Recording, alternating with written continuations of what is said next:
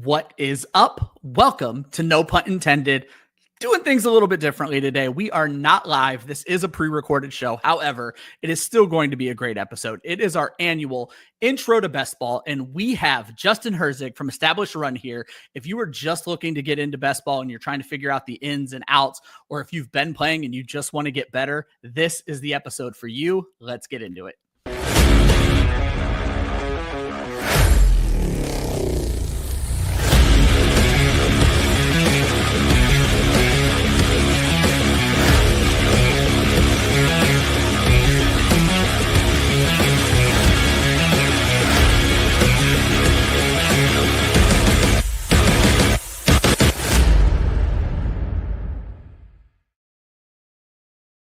What is up? Welcome to No Punt Intended, presented by Club Fantasy. No Joe Zolo yet again this week. Ryan Weisee in the host seat. With me, as always, Josh Hudson. Josh, how are you, my friend?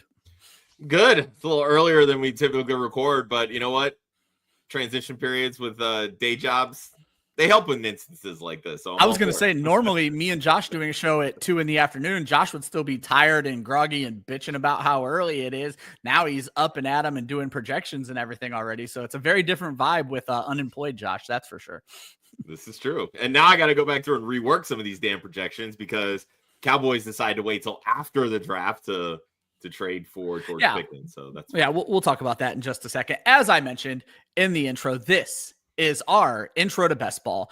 And when we want to help people get better at something, we bring on people who are way smarter than us. Because if you've ever played best ball with me, you know I ain't no expert in best ball. And I don't think I've ever actually played best ball with Josh. That's how bad he is. He stays out of those best ball streets. However, someone very much in those streets from Establish the Run, Justin Herzig. Welcome to No Punt Intended. Appreciate it. Thank you. Hey, if we can get each of you guys drafting just a little more after this podcast, then I think this will be a success. Hey, that's what I'm looking for too. I actually do not nearly as much as a lot of people out there, but I do far more than I think Josh does. But Josh might have a lot more free time on his hands, but less free money. So I don't know how that's going to work out for Josh. So, Justin, before we get started, I like to start off a show with this. Please let everybody know who you work for, everything you're doing, anything you're working on right now that they should be looking out for and where they can find it. Yeah, so for best ball, all my content's at Establish the Run. We've got projections, ranking, strategy, articles, doing live streams, all of that throughout the year. And other than that, it's on Twitter at Justin Herzig. Perfect. You're glad to hear it. And if you have not already signed up for Underdog, we would also like to throw out for you folks. We haven't done this one in a while, but we do have a partnership with Underdog. It's with our sister site, Women of Fantasy Football, where if you use promo code WOFF while you are signing up for Underdog, they will do a first-time deposit match. If I remember correctly, Josh, it's either a 50 or a 25% match up to $1,000 plus a free pick, correct? Correct.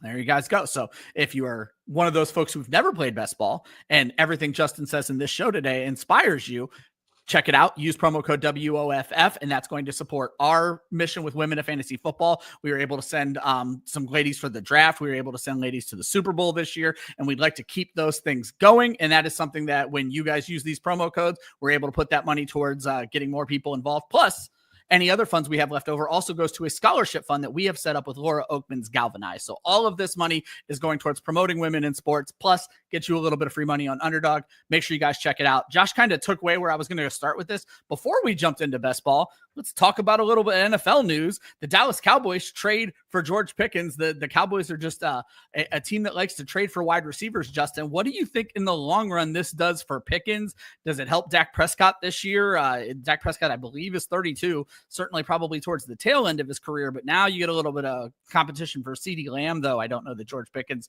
is competition for CeeDee Lamb. Yeah, I mean, from a redraft and best ball style, so just talking about this year, I think this immediately is a nice little tick up for Dak Prescott. I think it just gives the entire offense, you're going to see an uptick in touchdown efficiency, and then I think it also just increases the floor, because if you had a CeeDee Lamb injury, this offense just completely falls apart. Here, it gives you a little more stability. I think as a pairing, Pickens and Lamb actually complement each other really well. If you look at CeeDee Lamb's kind of chart of where he catches the passes, you get a lot in the middle, you get some short outside. Like, it is really spread out, while Pickens is just kind of deep on the outsides. And so we were talking about in the draft, like Matthew Golden would be a great draft pick for the Cowboys because of the complementary skill set with CeeDee. And honestly, George Pickens is probably just a I don't know if I'm trying to think if he's better. I think he could be a better, probably at this point in his career, he's a better in that role. Matthew Golden probably has the higher upside being the first round draft pick and such. But I think it's great. I think from a fantasy angle for them, Dak, nice tick. Jake Ferguson, this is a big hit to him. We were thinking he's going to be the number 2 in the offense. That's got to hurt him. George Pickens probably stays about the same, maybe a slight increase just being on a better offense, actually knowing who a quarterback is. But DK Metcalf's probably the biggest winner overall. We've moved him up in our rankings. I think he's become now probably like a back of the third rounder. But he can just be an efficient player. And now getting that volume too, going with Aaron Rodgers, if they can get that kind of back shoulder fade timing that we saw with the old Jordy Nelson, Devontae Adams, all those other good Rodgers years, it's possible. So you're projecting Rodgers with the Steelers then? Yeah, I think we have it around 70% right now, most likely. I think the Steelers are kind of expecting that. Well, I think it was the GM yesterday or 2 days ago came out and said, like, it's easier to explain artificial intelligence than it is the Aaron Rodgers situation. But I know, obviously it's confusing with Aaron Rodgers, but I think that's the most likely outcome. They probably would have approached the draft a little differently if they didn't think the Rodgers, in my opinion, Aaron Rodgers just doesn't want to deal with the training, the voluntary off-season camp stuff. So obviously wants to be the center of attention. So let him just draw this on, and Steelers are just kind of expecting he'll be there. And Josh, I was going to go to the Steelers with you here. You have been an advocate for DK Metcalf, though. I don't remember your opinion after he ended up in Pittsburgh. Now Pickens is gone. The quarterback situation is still up in the air. What is your kind of fantasy breakdown for what this does for the Steelers, Josh? Yeah, I mean, it's still an Arthur Smith offense. Let's not forget that. Arthur Smith is not going to throw the football a ton. They're going to run more than anything. I mean, 4 of the last 5 years, this team Arthur Smith has called over 500 rushing plays. You break that down in passing terms, only twice in the last 6 years have they called more than 500 pass attempts. Yeah. Now, if Aaron Rodgers is in fact the quarterback, this is probably the 3rd out of 7 years that they end up with more than 500 passes. I was going to say, because then it's Aaron Rodgers' offense and not Arthur Smith's offense. Correct, yeah. But I still think that they're going to run the football a ton. Look, this is still the Steelers. They're going to play good defense. So you complement a good defense by running the football. That's what keeps the opposing offenses off the field. Rodgers can then just rely on efficiency from that standpoint. With DK Metcalf, the X in this Arthur Smith offense gets down the field. Plain and simple. Like they run go routes. DK has been one of the better deep threats in the NFL since he came into the league. That's how Arthur Smith is going to use him. So what I would say is probably look at like 1st and 2nd year versions of Drake London for like frame of reference points. Like it's likely going to be in that 100 to 110 target range. But because of the lower passing offense, that's still going to look like 23 to 25% target share, right? So I don't think that's out of the question. Everybody was screaming to the lungs, hey, they need a wide receiver 2 in this offense. Name an Arthur Smith offense that's ever had a wide receiver 2.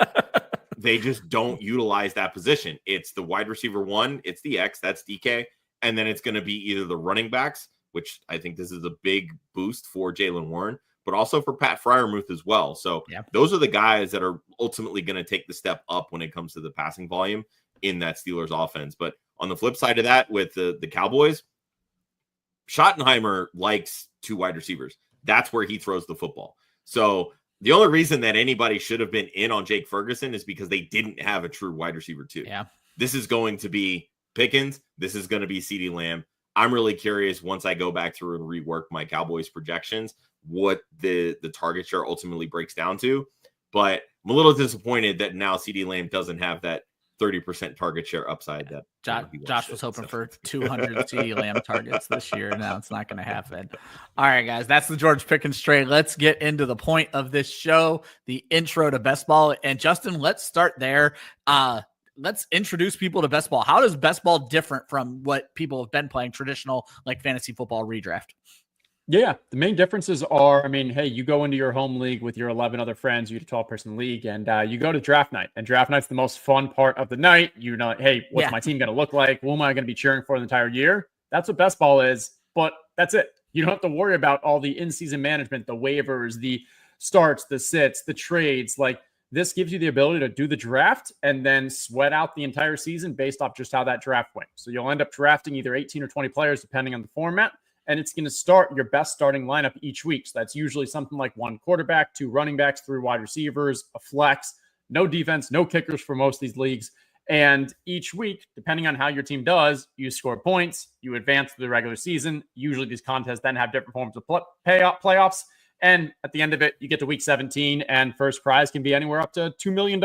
And you can do this once, you can do this twice, you can do it up to 150 times in some of these contests. So it allows you to continue to get that fun aspect of the drafting, but then not have to worry about it. Because back in my Yahoo days, like I was playing probably 20, redraft fantasy leagues because I was like, this is how I can get the most, sweat. This is how I get my money's worth. This is how I can have the most fun. But it's such a toll, just, waivers every, weekly and all the trades. And if you're not paying attention here, you don't have to worry about all that in-season management. You can just, do your drafts and then enjoy the sweat throughout the season. Now, we obviously have a small partnership set up with Underdog, but we don't have a direct affiliation. What kind of websites are out there for folks to play best ball? Because it started off kind of small, and now I feel like you can find it everywhere. So feel free to give your personal opinion here, or if with Establish the Run, you guys do have an affiliation, who do you prefer, Justin, as a best ball player?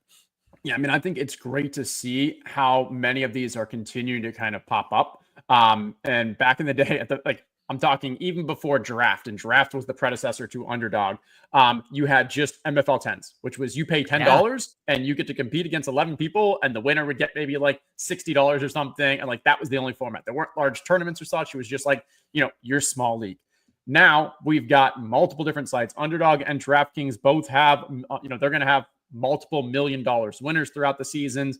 Drafters, they have a large contest as well. They also just launched a $2 contest, I think, today for people who want to start getting their, feet wet. You got FFPC, who's got like tight end premium format. You then have some of these smaller content companies that are popping up. You've got like Fast Draft that's taking a new lens on things. You've got the Spoiled Banana Society that are taking a more crypto version of things and less player based and more actual team based. And so there's just, lots of innovation in this space, but I'd say those are the main ones. Your Underdog, your DraftKings, and I'd say drafters are kind of the 3 big ones that most people are kind of drafting them. Yeah, and I think DraftKings getting involved for those who were already playing DFS and those who were already sports betting, DraftKings getting involved in best ball is kind of like an easy portal for folks to slide over and start doing that. Whereas like Underdog, you got to sign up and use that promo code if you do sign up. But with DraftKings, you probably already have something going. At least it's more likely.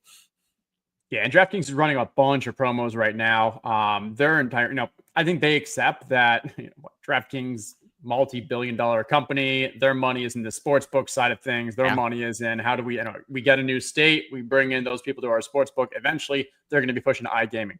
I think they very clearly see best ball as just a way to kind of bring more people from the fantasy football side of things onto their platform and then cross-sell them into their other products. So to do that, they see this as more of like, a lot of marketing goes into this, a lot of free promos. Let's just get people on the site playing. And yeah, I feel confident. Like once you start doing 1 or 2 of these drafts, you get addicted very quickly. Yeah, I remember. Well, it also feels like a gateway in a way as well. Like a lot of people, when they play DFS, it's very analytically based. It's a lot of probabilities, things like that. And how you kind of structure best ball lineups and doing all your different drafts.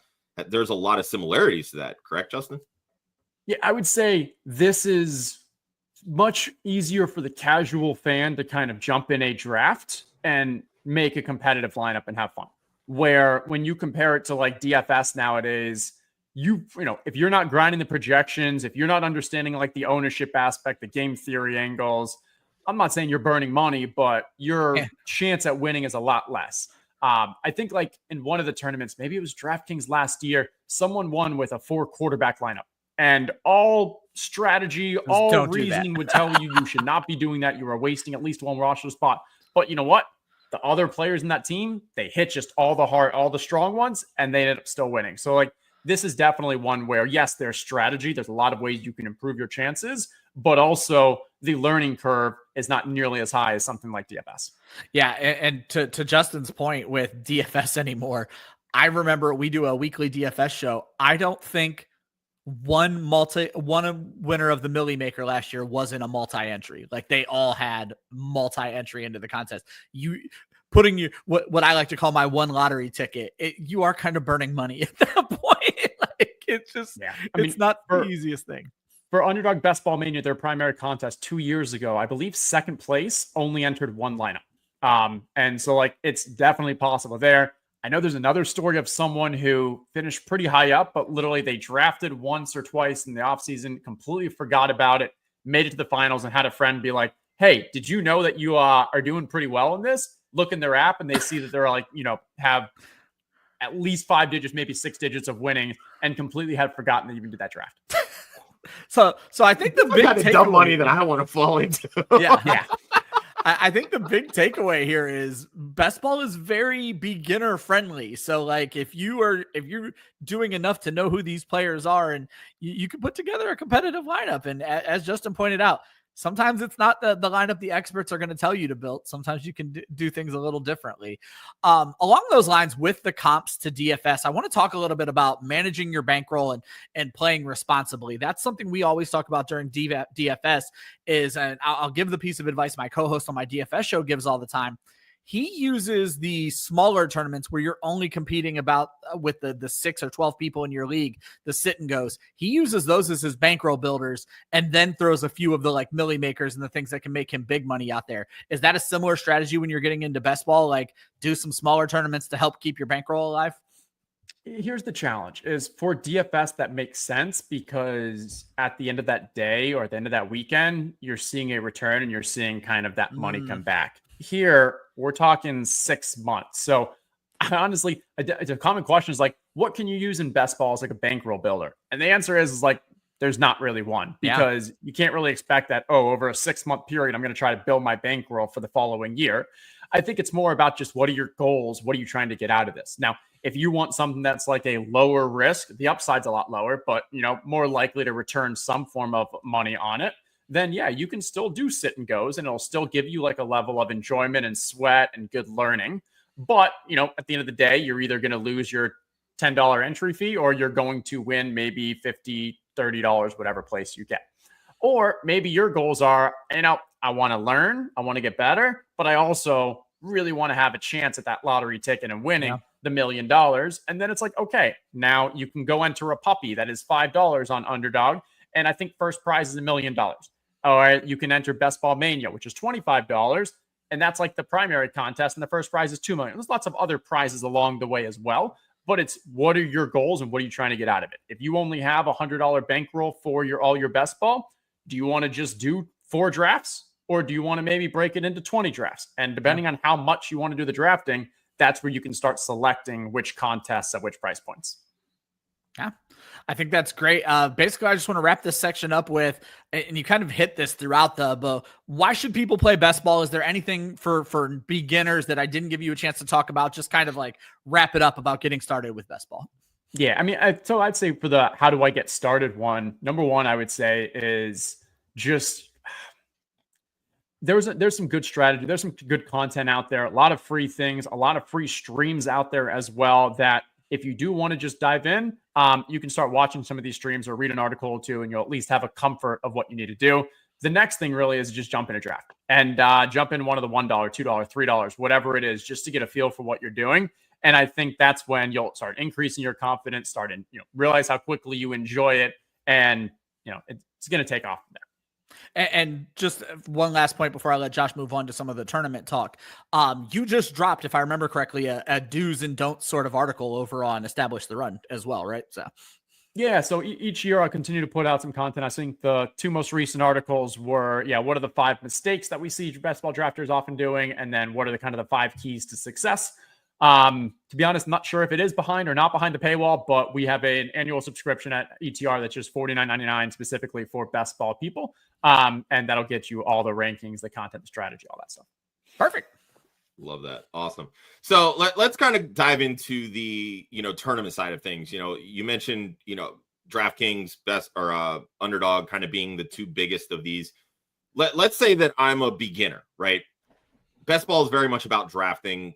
There's a lot of people that love doing mock drafts. People that like doing mock drafts. This obviously is probably the format for them, correct? Yeah, I think the big difference is here, people are actually putting a little money to their mouth is, and mock drafts, sure, maybe it's fun for 2-3 rounds, and then one person goes and just quits and then they start auto drafting, and then everyone else falls off by round 6 or 7. And then you got that one person who's like, haha, I'm just going to draft kickers the entire time. Like, it's just not a real world scenario. here, even if it is only $3 that you're putting into this draft, you can say, you know what, I'm willing to pay $3 and do a true mock draft, because these people, it is the ADP, the average draft position in these drafts is the most predictive that we've seen of any site for how success actually happens, because it is driven by people who are putting their money where their mouth is. So if I'm a beginner, what kind of tournaments or sites maybe should I be looking out for to kind of, dive into these best ball streets, as they say? Yeah, I mean, obviously you should start off by Underdog and use the WOFF as your sign up, as you've been telling people, and jump in. And on their site, I think right now you've got a $3 Schnauzer and a $5 puppy. They have pretty legitimate size. I think the highest pool is like 500K and $1 million in total or something like that. Or maybe that's the top. It's pretty substantial prize pools for like your low entry, and you can get a nice feel for things.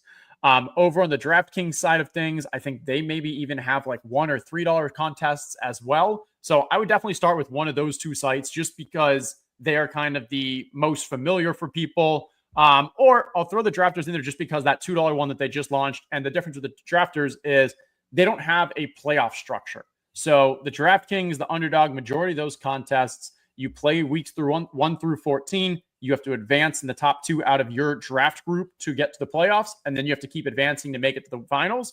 In the Drafters format, theirs is just season-long cumulative. So the points you get in week 1 are the same as week 17. You add up all those points together at the end, and that's how you have a leaderboard. So it is different structures, and probably it's good to kind of maybe throw a few dollars on each of them and see which one you enjoy most, because there is strategy elements difference, but it's also just kind of the sweat is different. The enjoyment factor is different.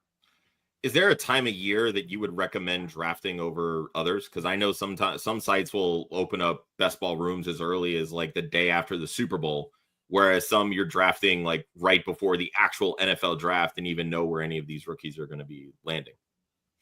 Yeah, this probably is a maybe like a 301, like level 301 best ball discussion, where you can actually start thinking about the time elements of when you're drafting for each contest. So, for example, a contest that's going to be open from the NFL draft all the way to the season starting, there is strategy for if you're drafting now, what you want to be doing versus if you're drafting later on. Right now, you probably want to be thinking about, okay, what players maybe have the best chance to actually increase or decrease in value. You thought George Pickens might be traded. Okay, so maybe you should have been drafting more of the DK Metcalf early on. Maybe right now you think that Jacksonville backfield is not going to stay the same because maybe Etienne is going to get traded or something. So maybe you're drafting a little more Bashal Tutin or stuff. There's also thematic themes like we've seen over the offseason. Rookies actually tend to drop in the rankings because you start getting news around, oh, this rookie's actually 5th on the depth chart. And, these veterans are going to be starting. Oh, Justin Jefferson's not actually the week 1 starter when he was a rookie. Like, there's different things there. So when you're drafting, I'd say there's strategic elements of what you want to think about. From a 101 angle, I'd say just get in there. And if you should early on, just think about it from like a learning. And for people who are more into the redraft side of things, there's no way better kind of prepare for your redraft, get to know who are the rookies, get to know what are the offseason moves, than drafting now, and just kind of gets you into that. I'm not just learning to learn, but I'm learning because it's actually helping my best ball.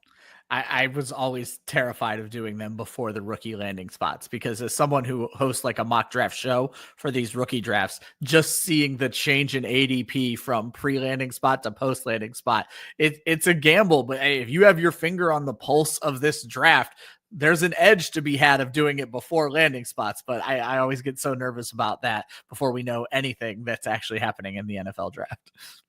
RJ Harvey went from about a 15th rounder before the NFL draft to now something around like a 6th rounder. I mean, when you get second round NFL draft capital for the Broncos and there's not much competition there, it could be a good landing spot. It's going to shoot up. I know he actually went in one of my rookie drafts over Caleb Johnson in the first round. I was like, wow, okay.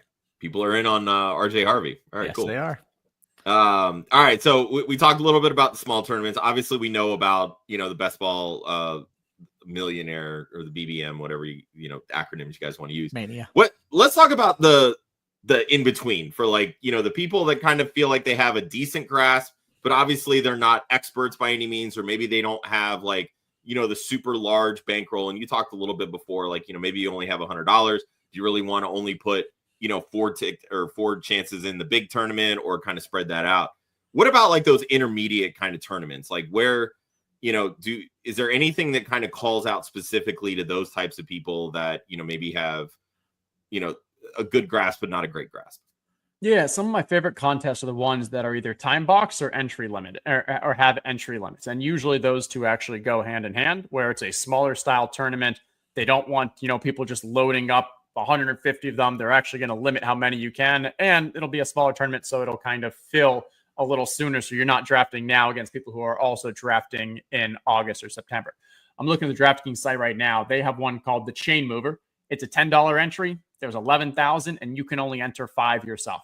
That's probably a really fun one that I will throw my 5 in at some point. They're about 20% full right now. But that's a fun one where, hey, you still have 100K in prizes. First place is still probably, I'm guessing, 20K. 20K. And so that's a good one where it's like, I'm only throwing $10. I'll throw a few entries in. I'm not competing against the people who are throwing 150 of them in. So there's no such thing as really a best ball pro, but the people who play like large amounts of volume, you're not at a substantial disadvantage, because even the best player is still only getting 5 entries in that contest. All right, so let's move over to like the high stakes side of things. All right, let's take bankroll out of the equation. How are you attacking a multi-entry tournament when constructing rosters? Because I know it's very easy for people to fall in love with certain players, and you get into these certain rounds and you're like, oh, this is where I can get this person. So how do you mentally prepare yourself to maybe pivot off of that person just for a little diversity with all of your lineups in the same tournament? Now, just make sure I'm understanding. When we say high stakes, we're talking like just maxing out contests, not like your, there's a $10,000 DraftKings contest last year. There's a $5,000 one this year for 3,100. Yeah. As much as I love Club Fantasy, no one who's betting $10,000 on fantasy football is listening to our show. No, but I just want to make sure. So like this is more of a portfolio lens, is what we're talking, because hey, you could be playing the $3 contest and putting 50 lineups in there, and it's $150. And like, that's pretty attainable. If that's like your budget for the summer, that's what you want to do. But even if you're doing that across your 50 lineups, your 100 lineups, however many it is, maybe high stakes wasn't the right way to word it. High volume. How about that? The portfolio mindset is still very important. And I think here, if you're only going to draft 2 or 3 teams, get your guys. Yeah. You've got a strong feeling on Caleb Johnson being that RB1, being a Najee Harris 2.0. They trust him. Like, maybe you're willing to reach a little to get him because like you feel really confident about it and you want to be cheering for him because he's your guy, going throughout the draft. Go for it. When you're drafting 50, 100, you're building more of a portfolio. It makes sense not to reach on your guys because we've seen this ADP is predictive. The more you reach, the less your chance of actually advancing with that player. The more ADP value you get, the more you increase your chances of advancing in those pods. So be willing to kind of take the players that maybe you don't love, but you're getting some ADP value on it, or you're getting value on where your rankings are comparative to where they're being drafted. I think also there's different structures you can use. You should rarely ever go into a contest saying, hey, I am going to use this one structure. I'm going to get this one player and I'm going to leave with just that. Like, you need to stay very, fluid. You need to stay very agile in your process. And when you're building a portfolio, it's then a little more okay to say like, hey, even though I kind of wanted to go with like 2 running backs early in this draft, the wide receivers fell to me.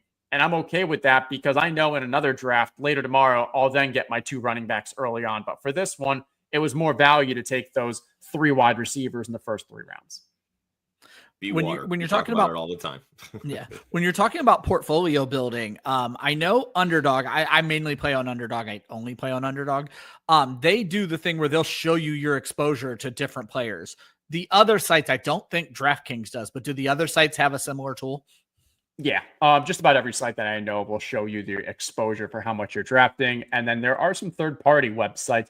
I'll throw out bestballexplorer.com. I think everything's still free there, but that's under the ETR family. And that'll show you pretty much, you import your previous exposures and drafts, and it'll show you like how often you're actually drafting these 2 players together, how often you're actually, in different parts of the draft, how much value are you getting across. So there's a lot of the site will provide you with kind of the basics, And then there's a few different third-party websites out there that if you want to even dive deeper into your data, there's some cool ways.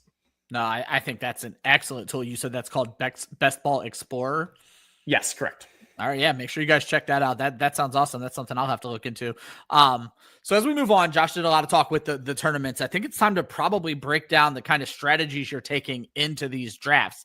So like with fantasy football, like traditional redraft fantasy football, there's a lot of different strategies. 0 RB, QB late, all of that. I feel like there's very similar type things you can do in best ball, but are there specific approaches that you take when you're starting to build best ball rosters, assuming let's say you're building 5 to 10 rosters, because as you mentioned, if you're building 2 or 3, just get your guys.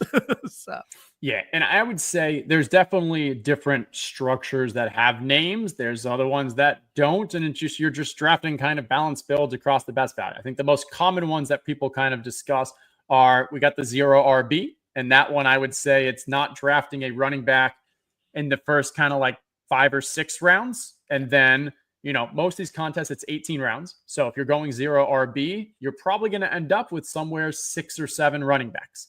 You could also go with a robust RB, and that's maybe I'm taking 2, 3, maybe even 4 running backs in the early rounds. And in that structure, you're probably going to only finish with 4 running backs, maybe 5 running backs. And in that, maybe you're going to get more of the wide receivers. Maybe you get 8, 9 of those. Let's see. So back in BBM 1, when I won the first Basketball Mania, I used what was called a hyper fragile. And so in that one, I invested in 4 running backs. Those 4 running backs, I said, you know what? If this team is going to be successful, those running backs are going to carry my team. It's not worth me throwing on another late running back because at the end of the day, I need these guys to thrive anyways. And so I went 4 running backs, and that allows me then to make up for the other positions with more of a quantity versus a quality aspect.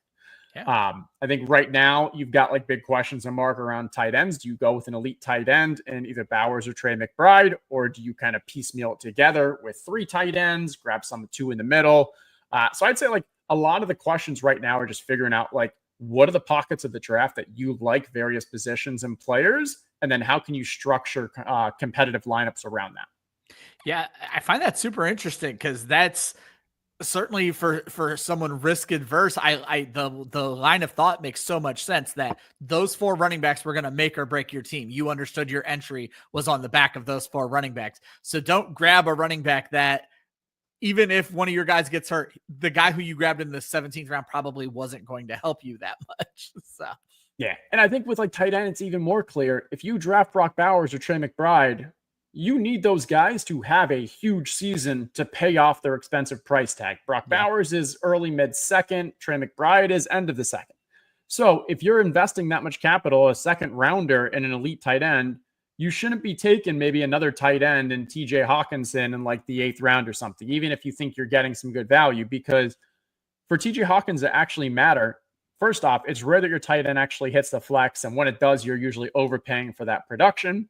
Yeah. And for then TJ Hawkins to be outscoring either Bowers or Trey McBride, either it's going to happen very, infrequently, or if it is happening frequently, then you overpaid for a player early on, and now you're already behind the 8 ball. And there's a lot of other teams in the contest that drafted just TJ Hawkinson and didn't spend. I was just going to say the lesson to be learned is if you had just waited on Hawkinson, you would have been in far better shape. So. Right.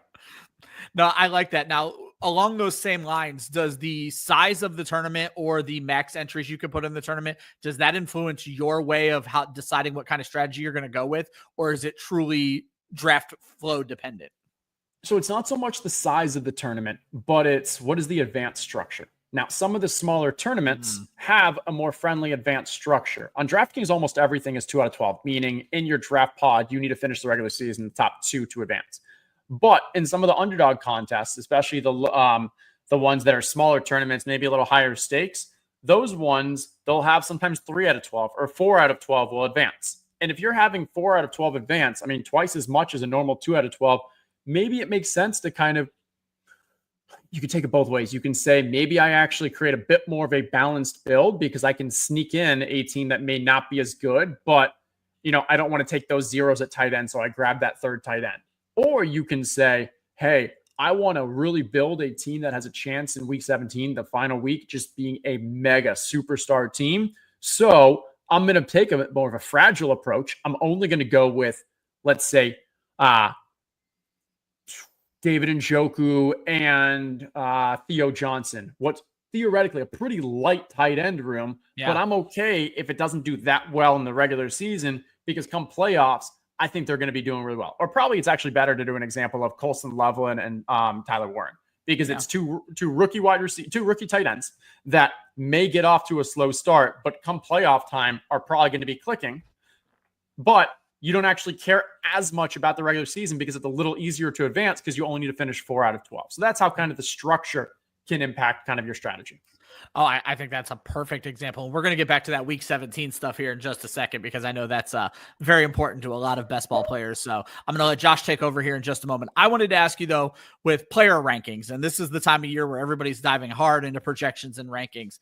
How do best ball rankings differ versus standard redraft? Because I love what you brought up earlier in the show. The ADP that best ball sets forward is probably the best ADP available, honestly, probably all year, but certainly up until the late stages of August, because redraft ADP will start to kind of take over more accurately in the late stages of August. But at least for the next 3 months, best ball ADP is going to be the most important. How do you change best ball rankings versus redraft? Yeah, I think it comes down to, there are a lot of players in redraft leagues that just don't matter. And so it's probably like the Christian Kirk wide receivers. Like, if you're in your draft and Christian Kirk's available, what are you missing out on by passing on him? Because you know you can find 8 to 9 points of half PPR projections on waiver wire throughout the year. And like, it just doesn't matter that much. So you're probably, those wide receivers really fall down. The running backs in like redraft, I think there's probably some examples where, like, I'm looking at our ADP for right now with Underdog, and like Jaden Blue is going in like the 12th or 13th round. He may literally not do anything. He may have a ceiling of like a Nyheim Hines. You have a lot of other running backs, but the reason why someone like him or Bashal Tutin's getting drafted in like 11th, 12th round is because in the times that they break out, it's huge breakout seasons. And the upside in a best ball contest is so much greater than your home league. In your home league, you just got to beat out 11 other people. Yeah. And really, a lot of the leagues, like 6 out of 12 make it to playoffs. So like the regular season, whatever, doesn't matter. It really just comes down to those, or maybe it's 4 out of 12, but that's all you got to do. Here, we're trying to beat out thousands, tens of thousands, even hundreds of thousands of people. And so the players that have like, a low median projection, but high upside, those are more valued in a best ball tournament style structure. So I'm going to kind of flip this on its head a little bit, because it seems like you very much focused on high upside, exactly how you just ended it. I think the most common thing that not great people at best ball like me make is we think of like, and I'm going to use the example of a guy who just got cut, Gabe Davis, or even like George Pickens. We think of those guys as like better in best ball because they have that high upside, low downside, or not low downside, but low floor, because they could either boom or bust, I guess is the best way to put it. I think you as and I hope you don't mind me saying, an expert type best ball player, I don't think you focus so much on the boom or bust aspect on a game to game basis. You're more focused on what they can give you for the entire season. Am I wrong or right there? Or? No, I think that's a good point. I think you get a little of both, but it depends on when you're drafting. Let's say you're in the 18th round, and let's think of a player like Trey Tucker. We know who Trey Tucker is. Trey Tucker is not going to be a guy who's going to have 100 catches on the year. No. So like his upside from a season long is not that great. But if you drafted Geno Smith and you're looking for in week 17, we'll get more into week 17, but in 1 week, we know Trey Tucker is the speed type guy who has a very high average depth of target, and in 1 week can have a big week. There is value to drafting a guy like that, because when he has big games, he has really big games because of how large those plays are. You can think of Pierce last year with the Colts, or Nick Westbrook-Akine had so many touchdowns on so few targets, but like those are the players that we know they're not going to have this huge season breakout, but they still have value from a weekly.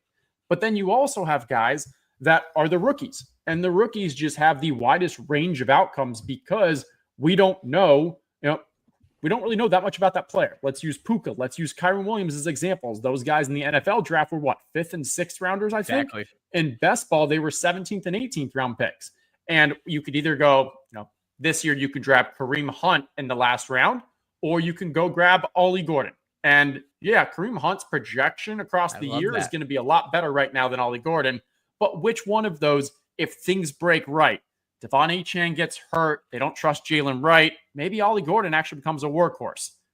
What's the scenario? And, from a talent-wise, and maybe Ollie Gordon's a bad example because I think not the explosive type back, and maybe use someone that has more of that explosiveness. But that's where I think the best ball redraft comparison kind of comes in. No, I think it's an excellent point because I'll be honest, I was a guy who, I'm using your example, you think of a guy like Kareem Hunt who might get you 3 good games instead of a guy like, and again, Ollie Gordon probably not the best example, but who could get you 13 good games if things broke the right way. So I love it.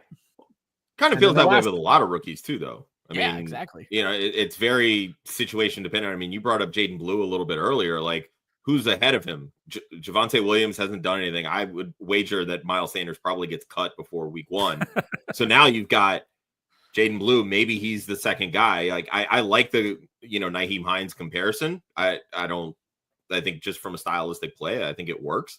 But maybe he is a guy that they might be forced to give 150 carries to.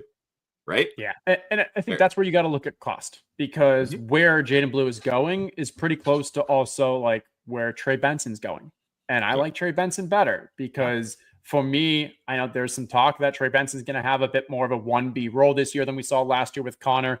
Connor's still very injury prone. He goes down. Trey Benson takes that role. Trey Benson was a 2nd round draft pick, a better prospect, but he's more boring and more people want to go with that kind of shiny toy in Jaden Blue. So I'm not saying don't go Jaden Blue, but like that's cost. We look at, I mentioned Ollie Gordon because I was just trying to think of someone who's like not even being drafted, but was a rookie that maybe has a role. And like Ollie Gordon is an 18th rounder every single time. If you want to take him, most drafts isn't even drafted. So we have to kind of take that cost and value assessment. I made that mistake last year of A.T. Perry. I drafted in the 18th round of every draft because I thought he was going to pop in New Orleans. He did not. Yeah, I'm a Wake Forest guy, so I got to see a few years of him and thankfully avoided that one. I wish I could say the same. There's your lesson, Ryan. Follow Justin. He knows what he's doing. 100%. Yeah. All right, we talked about this quite a bit throughout. Week 17. We hear it all the time when people are discussing best ball and strategies, etc. If you listen to Club Fantasy for a while, we did a whole entire series last year with Austin and Matt where they kind of broke down all the different Week 17 matchups. So when you are doing, but first off, explain to us what Week 17, like this terminology, what does it mean when people are discussing it? Yeah. So Week 17 is the final week of best ball. And so for all of these contests that have a playoff structure, meaning they have the regular season, you have to advance out of the regular season, make it into playoffs. You make it to Week 15, you usually have to finish something like 1 out of 10 or 1 out of 12 out of that new pod to advance to Week 16. Then in Week 16, you get paired against another, maybe 10, 11, 12 people. You have to finish first in that one to make it to the finals. Now you're in the finals Week 17. That's where all the money is. Yes, if you make it to the playoffs and lose in the first round, you might like 3x your money or something like that. There's a little prize, but that's not what we're playing for.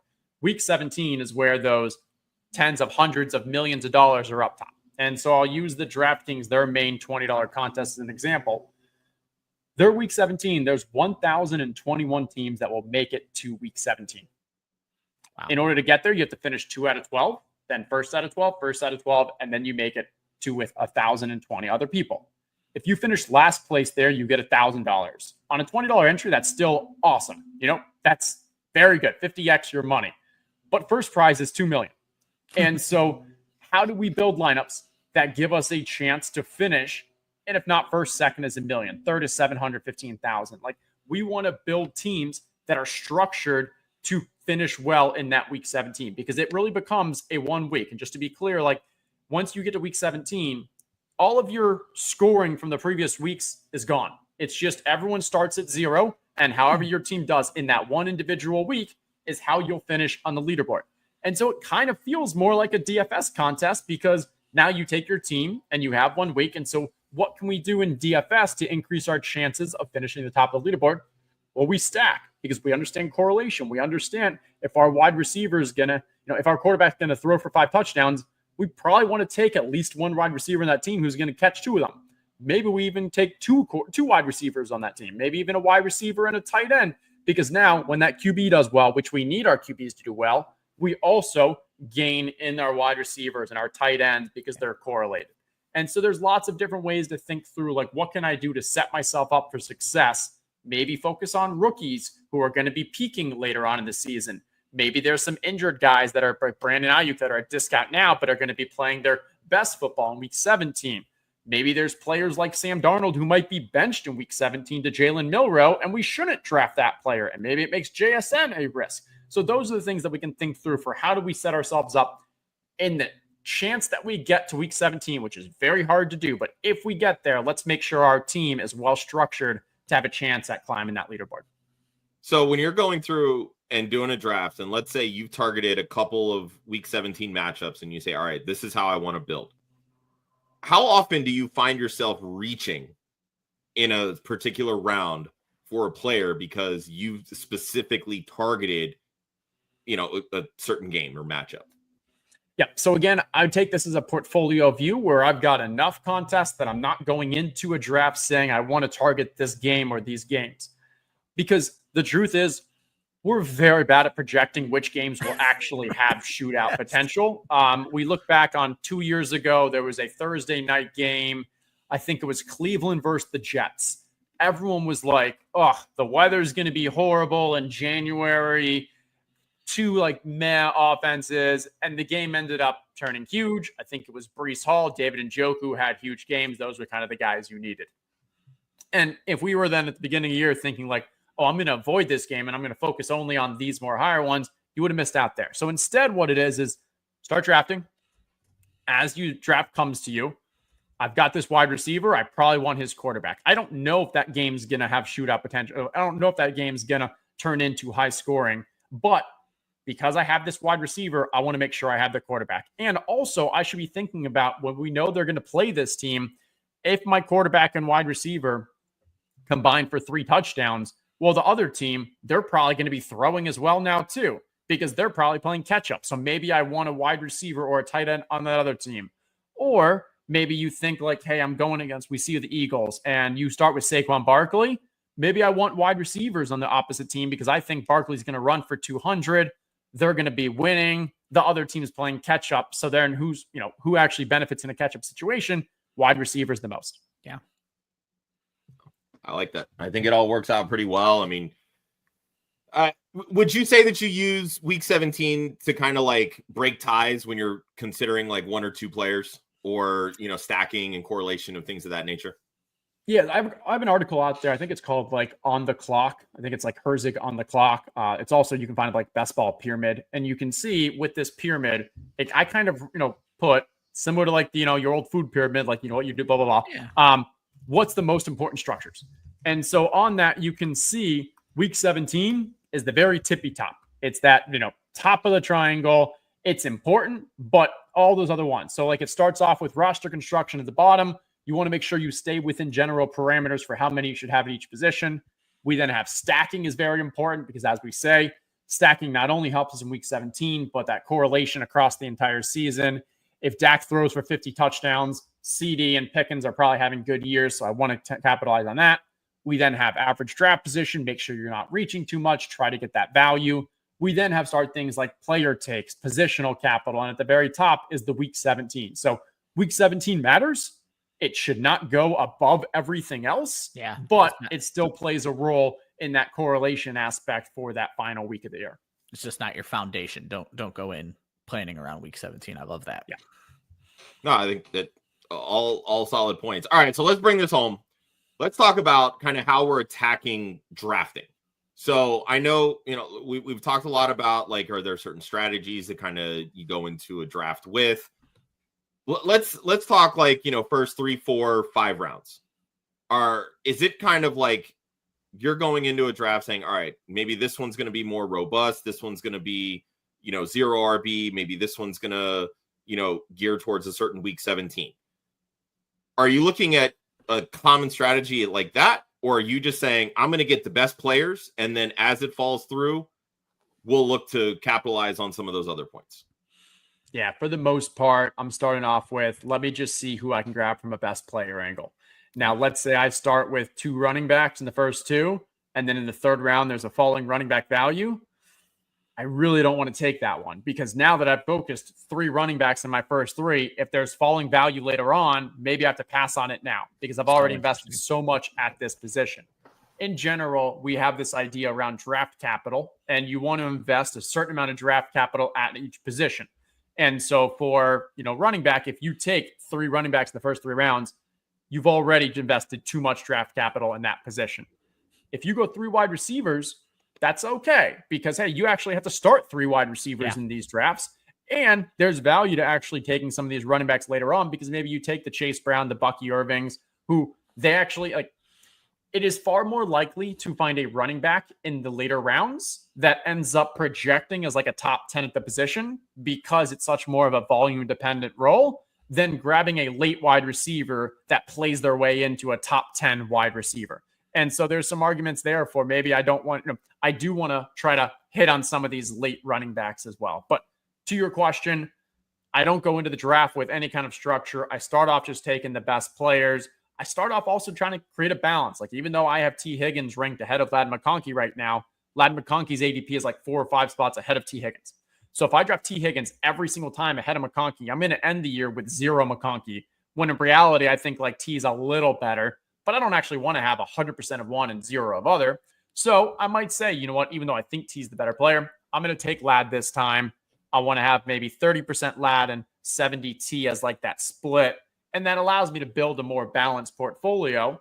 And also then when I have T, I can go for Burrow. When I have Ladd, I can grab Justin Herbert, and it builds more diversified teams. Is there a point, and this kind of leads into the middle rounds question we had up next, is there a point where you decide how many running backs you're going to have, like because you took this many in the first X amount of rounds, or is the value towards the end of the draft or even the middle still enough to kind of make you change your mind, even though the draft is already kind of full flow? Yeah, I actually just did a draft with Adam Levitan 2 days ago on the ETR channel that this kind of point came up, where I was talking through, I think we were probably in round like 8 or 9. And it was like, I think this is going to be a 2-5-8-3 draft. And the reason why is because we started with, I'm trying to remember, but I think we maybe grabbed like a Jaden Daniels, and it was I'm going to just interrupt real quick, because that I feel like that is very common that we did not work into the show sheet. When he says 2-5-8-3, that's how many quarterbacks, running backs, wide receivers, and tight ends he's going to have. So when he talked about earlier in the show that there was a 4 quarterback build that wins, you very rarely, if ever, hear someone talk about a 4 as their first number. So 2 quarterbacks, 5 running backs, 8-3. Please go ahead and continue. I just wanted to throw that out there. Perfect. And so when I draft Jaden Daniels early on, I know in my head this is a 2 QB team, because I don't want to spend more capital when I've already invested heavily into Jaden Daniels. So now in my mind, I've locked in the 2. Okay. Also, we've invested pretty decently at 2 running backs early. So I know this is not going to be more than a 5 running back build too. So I'm narrowing out, I'm getting rid of the 6 builds. This isn't a 6 running back build. So now I know I've got 2 QBs. I'm going to have either 4 or 5 running backs. And then that tells me I'm going to have somewhere like 8 or 3 tight ends. I mean, 8 or around 8 wide receivers, around 3 tight ends. With tight a lot of tight ends. 8 tight ends. That's going to be the strategy. Come jump in my drafts. With tight end, we knew that we have Jaden Daniels. We're probably going to try for Zach Ertz. So that's a very late pick. If I'm drafting Zach Ertz, I'm not going to pair him with a middle one and probably just stick with those 2. So I'll probably now be a 3 tight end build, because I want Zach Ertz to stack with the Jaden Daniels. So, okay, now we have 2 QBs. We have either 4 or 5 running backs. We have 3 tight ends. I could go 2, 4, 9 wide receiver, 3 tight ends, but that 9th wide receiver is not going to be valuable to me as a 5th running back. So now I'm like, this is my head. I'm like, okay, this is probably going to be a 2-5-8-3. Once I know it's probably going to be a 2-5-8-3, I then think through, okay, I want to make sure we get this level of wide receiver talent at this point, because we're not going to have more than 8, or running back. I want to make sure we have a strong 3rd complementary one, and then we'll grab 2 running backs later on. You're always just thinking in your head, how do I build out to the final structure? And what do I need at this point in the draft to get me there? Yeah. That breakdown right there really just leads right into the whole, like, how are you attacking the middle rounds here? Like, it really kind of seems like how those first, like, 3 to 5 picks go. Like, if you end up taking the value at, say, quarterback, right? I guess, would you be looking to grab that, maybe second quarterback in the middle rounds, or would you just wait for, like, maybe the latter third of your draft to take that quarterback? And I think the same can kind of be said on the tight end side, right? Like you mentioned, going to Bowers or the McBride. Are you waiting till the very, very end to grab that second tight end? Because I think grabbing the third kind of feels pointless at that junction. Yeah. Right? And so let's say that we've got Jaden Daniels. And now I'm deciding between Calvin Ridley and I'm trying to think someone else is around his ADP, maybe Romo Dunze or someone like that. I would rather in that situation grab Calvin Ridley because I know I can stack Calvin Ridley with Cam Ward. If I grab Romo Dunze, now stacking with Caleb Williams is too much draft capital in my mind for the quarterback position because Jaden and Caleb is too much for me, but Jaden and Cam Ward is perfect. And then later on, you've got Jacoby Myers or Jaden Reed. Again, two ADPs pretty similar, but actually Jordan Love's dropped. So Jacoby Myers, or you can use Khalil Shakir. Yeah. Well, I already missed out on Josh Allen for Khalil Shakir. So let me grab Jacoby Myers because I know I can now set myself up for Geno Smith. Now I've got optionality whether or not I get Cam Ward or Geno Smith, and I don't have to reach on one of them because I know I've got two options to pair with the Jaden later on. So that's how, like, my middle, even though I have player takes between Jacoby and Shakir or something, at the end of the day, what's our actual accuracy in projecting those two? Like, pretty poorly at the end of the day. Like, they're still pretty similar. But what I can do is project that I know when Jacoby has a big year, I want to have Geno. And if Shakir has a big year, maybe I want Josh Allen. It's a little different because Josh Allen can do so well without Shakir. But those are the type of kind of decisions as you get in those middle rounds. So are you kind of, I'm assuming your middle rounds are basically going to be mainly your running backs, your wide receivers. If you're going kind of heavy on the running backs early, you're likely doing more of your wide receiver positions in the middle round, correct? I mean, it just depends on the draft because if I start 3 wide receivers, like round 8 has some really good values. And I think 7, 8, Aaron Jones, Tony Pollard, like those are pretty solid RB1s that are after their tier. You start getting into the guys that have upside, but also big question marks. So I do want to, not even going into the draft, but before, have a feeling for what pockets of the draft I like different things. And like in my mind, let me see, trying to pull up I have a chart real quick. I might just back end, but like where I have my own charts that'll show me in rounds 11 to 13, I really like this position. And so I think right now, like rounds 11 to 13 or 10 to 12, I like the tight ends. And so if I can grab 2 tight ends in that area, I'm talking maybe I leave with a David Njoku and an Evan Ingram. I'm pretty content grabbing just 2 of those. So that's a good pocket of the draft for me. I know I don't like wide receivers in that range because once you get past like Christian Kirk and Marvin Mims, in my mind, there's a big drop off. So I don't want to need wide receivers in rounds 11 to 13. So I'd rather, if in round 9, I'm between a wide receiver and a tight end, give me that wide receiver because I know I can grab tight ends that I like in the next later rounds. So then now let's kind of bring it home with your kind of the later round picks, like that. We'll say the last 4 to 5 rounds or so. You've basically got all your starters, and I know you kind of touched on this a little bit. You've got your guys like, your Christian Kirks, you know exactly who they are. Your Marvin Mims, you kind of know who they are. What's the biggest goal with these late round picks? So where by the end of it, you're looking at this lineup and saying, all right, I can at least make what would essentially be the playoffs in this tournament. Okay. I'm going to go three core concepts. 1, lineup telling a story. 2, stacking. And 3 will go uniqueness. So lineup telling a story. There's not going to be, these are the running backs I want in every room because it depends on who I've drafted early on.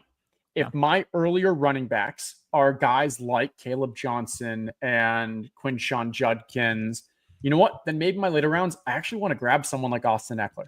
I actually want to grab someone gross, but maybe Jerome Ford, someone who's going to be giving me some production while I can wait for these younger guys to really blow, to actually have their kind of rise into the heavy volume role. But in a structure where I drafted Bucky Irving and Josh Jacobs, now for a running back, give me someone who has that higher upside, but I don't need an Austin Eckler who's just going to give me those 10 points because I know that I've got these consistency out of Jacobs and Bucky. Give me the high upside rookies. Give me the ones that are in the, the unknown situations, because that gives me that upside. So that's what I'd say. Make sure your lineup tells a story, and that can be at each position. It can be injuries, rookies, type of player, team stacks, etc., buys, all that. Second, I'll go with is the stacking. I'm always looking for how a rising tide lifts all ships. I'm not really looking to draft a whole bunch of, let's go with Michael Wilson. He's a pretty good ADP value right now because the draft kind of landed well for him. But we kind of know who Michael Wilson is. If I have Kyler Murray, he is now a priority because in that week 17, in the playoffs, or across the entire season, if Kyler has a big year, it's likely going to come at, Michael Wilson's going to have at least a decent year too. And so I'm always looking for the stacks. I'm always looking for how my team, when my bets pay off, when my early picks pay off, what later picks can correlate and can be brought up with them. And then the third one I'll go with is uniqueness. And this is probably more round 17, round 18. There's value to drafting guys that aren't actually being drafted in these contests. It's a bit more of an advanced concept, but the reason being is if you draft the Kyren Williams and he's, drafted in 100% of lineups, yes, in your pod, you've advanced with a superstar hero who, only cost you round 17. But once you get to the playoffs, everyone has him. And so now you don't have that kind of edge, that leg up on them anymore.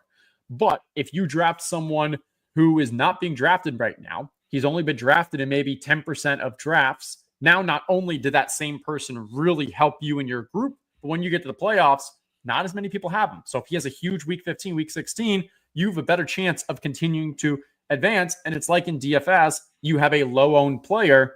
And so that's where in those last rounds, I try to find guys that, hey, when the difference in projections between a guy who's being drafted at an ADP of 205 versus 215, even though their projections is maybe minimal, that ownership difference, if you're right, pays off dramatically. I had one final question before we get to the end here, because we didn't really touch on this throughout. How much, if at all, do you care about running back handcuffs? Okay. In general, I don't know if you fed me this, but this is a little pet of mine. In general, handcuffs we don't like for we don't like for redraft because they or historically we don't even like handcuffs for best ball, because the idea being, well, we want to bet that we're correct. So if we bet on our running back early on, then why do we want to take their backup? Because when the guy gets hurt, then I already wasted another round pick, blah, blah, blah. I personally thought that there was some fallacies to this. And so we did a lot of research into it and realized that drafting multiple running backs from the same team actually provides a substantial edge. Now, the types of running backs are what we have to look into. If you're drafting Saquon Barkley, you probably don't want to include Will Shipley, because if Will Shipley is scoring, that means your first overall pick, not good. But let's use an example like Tony Pollard and Tajay Spears, or James Conner and Trey Benson.